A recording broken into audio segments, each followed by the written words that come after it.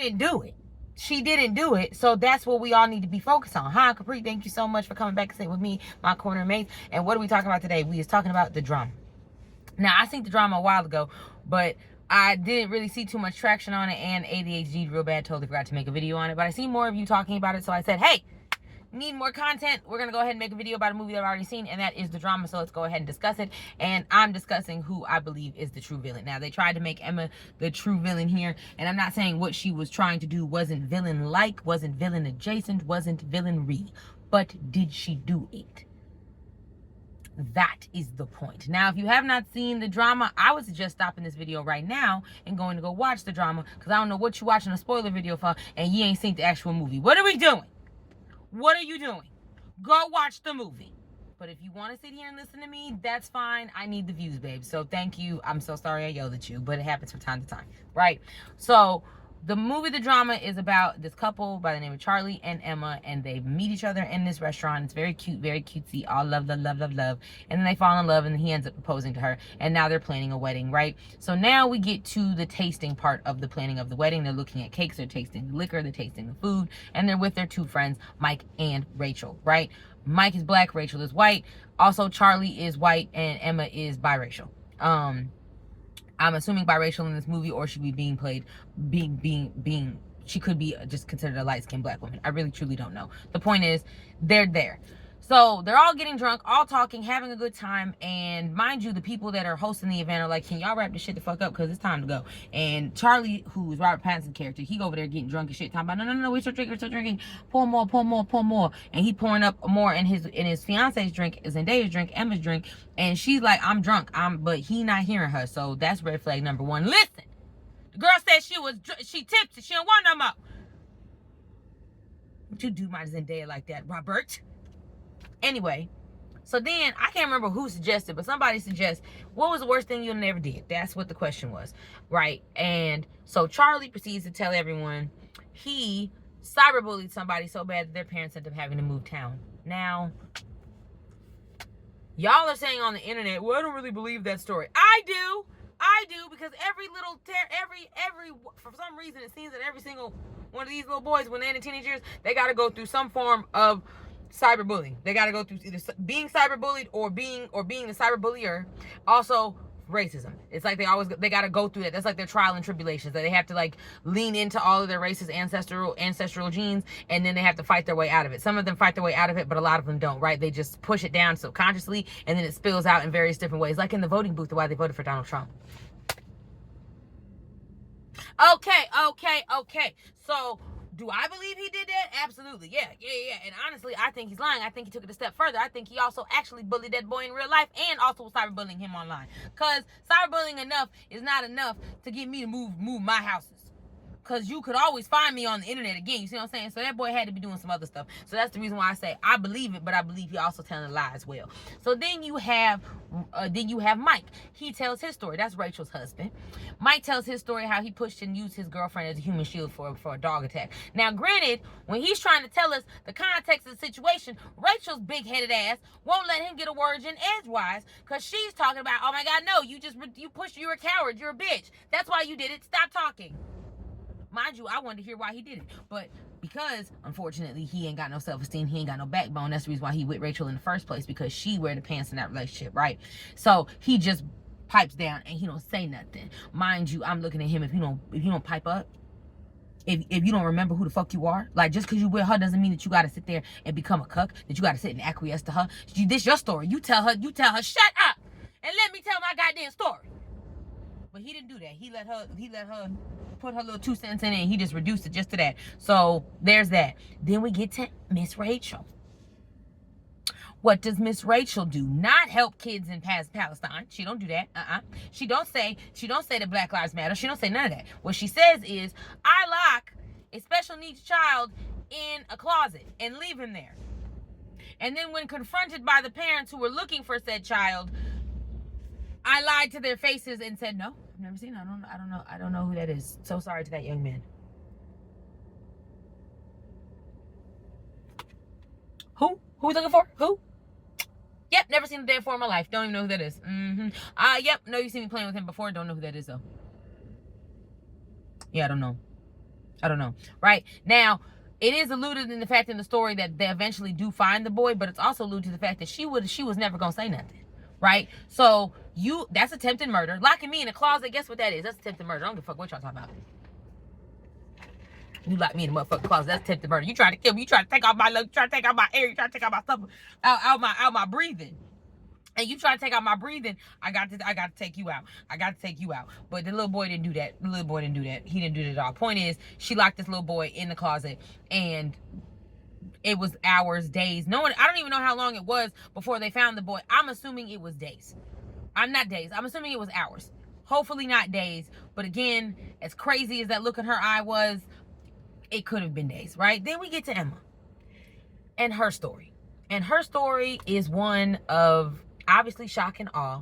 She was planning on committing a mass shooting. She was planning on becoming a school shooter, and she was going to shoot up her school because intense isolation. She was a military kid, so she was always moving around, being bullied, feelings of loneliness, all the things, right? And it's very interesting that these are the very reasons that we use when boys go and shoot up schools. These are the very reasons that we use as to why it's okay, why it's a mental health issue and not a guns issue. Y'all use all these very same things. But the second that the second that the shooter don't look how you think they supposed to look, suddenly I got all this apathy. Suddenly you're like, oh, no, that's not an excuse. Because as soon as Rachel heard this shit, she said, you evil psycho, you crazy bitch. Oh my God, I can't believe you're gonna marry her. She's psychotic. There should be no wedding. Mind you, you almost tried to kill someone, right? Then it's interesting that Rachel was could find empathy in Charlie's situation. She could find the empathy in her situation, that she was young, she didn't know any better, she was bored, blah, blah, blah, blah, blah, right? But when it comes to Mike, he's a coward immediately. There is no discussing it. There is no nuance that needs to be added. And then when you talk about Emma, also the same thing. She's evil. She's crazy. There's no nuance or anything or tact that needs to be added there. And that has to do with the fact that they are black.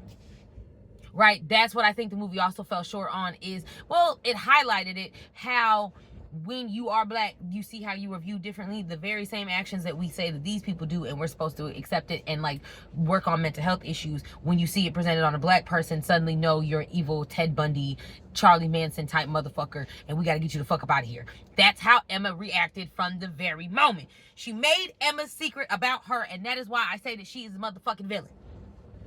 Because after she sat there and was like, oh my God, I can't believe you would do something like that. I just cannot sit there and believe it. And then she weaponized her cousin's accident in order to make herself feel better. She didn't really give a shit.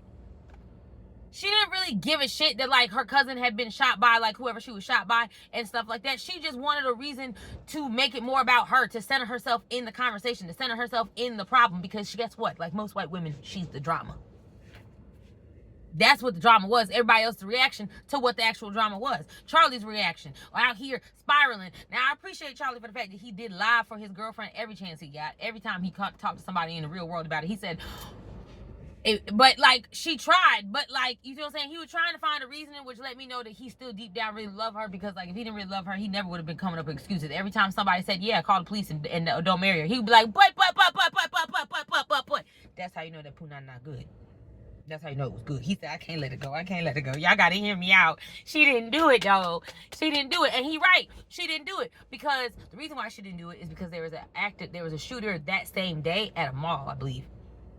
And it hit home for her that like what she was doing or what she was planning to do was wrong, and that she was really going to take lives, and she was really going to be a murderer, and that's just not something that she felt comfortable being or doing.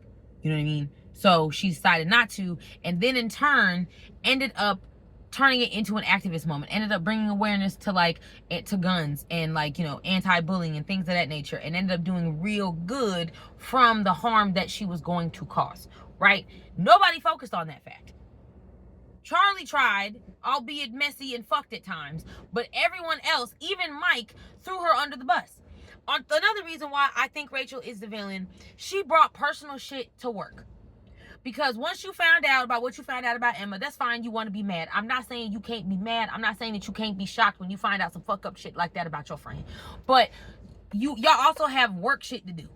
She invited you onto that project with her, and then you're sitting over here, being unprofessional as fuck.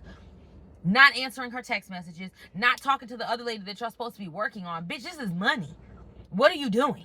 You fucking with my money because you mad about some shit that I done fucking said. And if that was the case, be woman enough to be like, hey, I got some personal stuff going on and I can't deal with it. But instead, you made me have to tell the lady, well, I think we should go ahead and go on with somebody else because you're choosing to ignore me. And then you won't come in my face talking about, oh, so you're trying to fuck with my job now? Now you're trying to fuck with my job? No, you fucked with your job.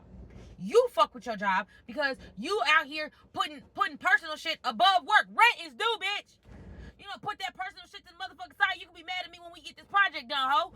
But instead, you want to sit over here and be weird. And because I'm the one being professional, letting motherfuckers know, hey, look, if she ain't answering the phone, why are we still fucking with her? Why? Why? Because you letting some shit that ain't got nothing to do with you. Mind you, crazy. You sitting at home going, woe is me, over some shit that don't really affect you. Right? You over here taking your cousin's feelings about the situation, who might be able to feel some type of way, who might have a little claim to making the situation about herself, seeing she was a victim of someone who was doing a mass shooting. Right? You took all of them feelings and said, let me put it on. Let me wear it like cosplay. Girl, fuck you. Oh, whiny ass bitch. And like, also, her story was still just as bad because, like I said, the child could have died. And I don't fully believe her that something didn't happen to that child, that there wasn't like an issue. Like, she was just too calm about the fact that, like, yeah, they found him. I don't believe you. I truly don't believe you. I think we need to go ahead. What was that child's name? What was his parents' name? What date, what year did this happen? Somebody type that in on Google right now. Right now, get to typing. Because I think we're going to find body found in closet. That's what I think we're going to find. That's a real killer right there. Real killers don't like the fact. Really what she was mad at is the fact that she was mad at the fact that Emma almost was a killer and she is a real killer. That's what it was. She like, I'm a real killer and you fucking playing. You was about to hit the grand poobah of kills and you pussied out? I don't fuck with you. That's why she was really mad, because Rachel is a true killer.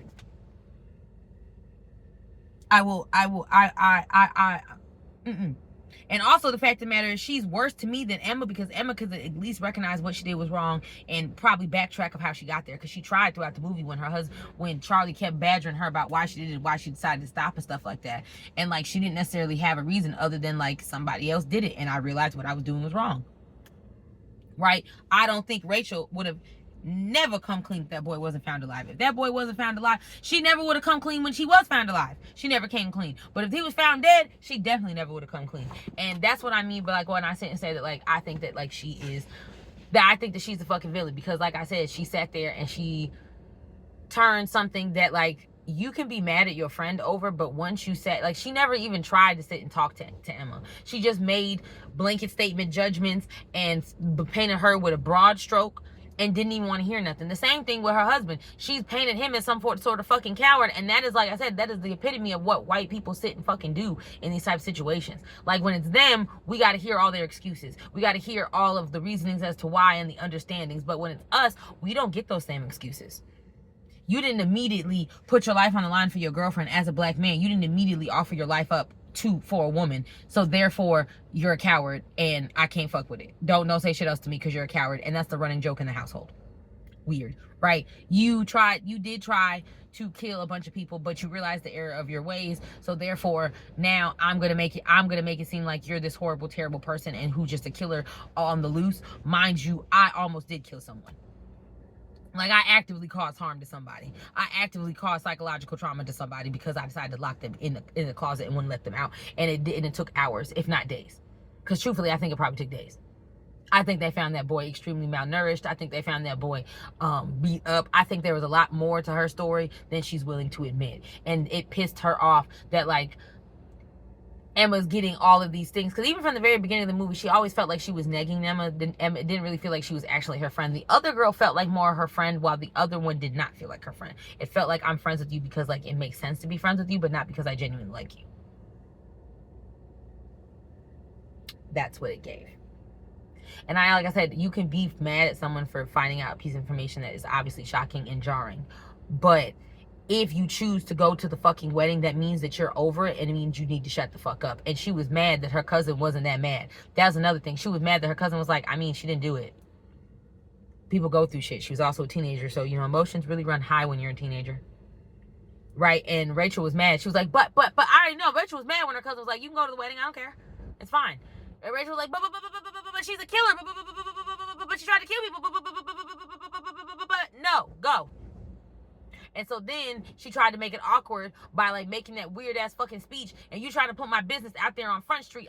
Emma, you're better than me. I would have gone over the table on that ass. But then that's exactly what she wanted, to paint you as the crazy looking black girl. So good on you that you didn't do that. But Robert Pattinson character, good boy, come to the front.